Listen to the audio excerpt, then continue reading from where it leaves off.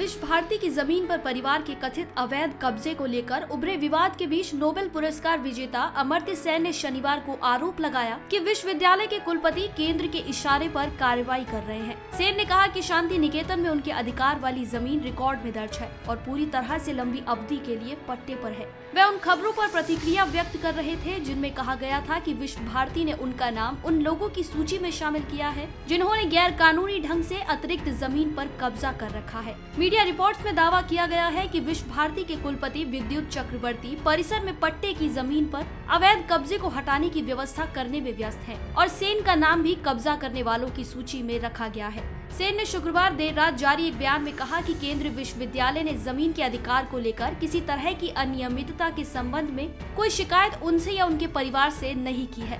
उन्होंने कहा कि मैं शांति निकेतन की परंपरा और कुलपति के बीच की लंबी दूरी को लेकर टिप्पणी कर सकता था क्योंकि वह दिल्ली की उस केंद्र सरकार द्वारा शक्ति प्रदत्त है जो कि बंगाल में अपना नियंत्रण बढ़ा रही है। नोबेल पुरस्कार विजेता ने कहा कि विश्व भारती की भूमि जिस पर उनका घर स्थित है पूरी तरह से एक दीर्घकालिक पट्टे पर है और इसकी अवधि दूर दूर तक समाप्त नहीं हो रही। उन्होंने कहा कि अतिरिक्त भूमि मेरे पिता ने पूर्ण स्वामित्व के रूप में खरीदी थी और मौजा सुरूल के तहत भूमि रिकॉर्ड में दर्ज की गई थी।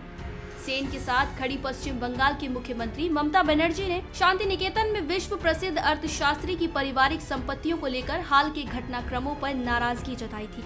बनर्जी ने सेन को असहिष्णुता के खिलाफ लड़ाई में उन्हें अपनी बहन या दोस्त मानने को कहा था। उन्होंने कहा था कि कुछ लोगों ने शांति निकेतन में सेन की पारिवारिक संपत्तियों के बारे में पूरी तरह से आधारहीन आरोप लगाना शुरू कर दिया है। भाजपा प्रदेश अध्यक्ष दिलीप घोष ने शुक्रवार को पत्रकारों से कहा था कि नोबेल विजेता और अंतर्राष्ट्रीय ख्याति प्राप्त अर्थशास्त्री को यह देखना चाहिए कि कुछ ताकतों द्वारा उनका राजनीतिक हित साधने के लिए इस्तेमाल नहीं किया जाए। उन्होंने कहा कि हम उनसे वैचारिक रूप से असहमत हो सकते हैं लेकिन हमारे मन में उनके प्रति सम्मान है। हम उनसे पश्चिम बंगाल में विकास विरोधी राजनीतिक ताकतों द्वारा इस्तेमाल नहीं होने का आग्रह करते हैं।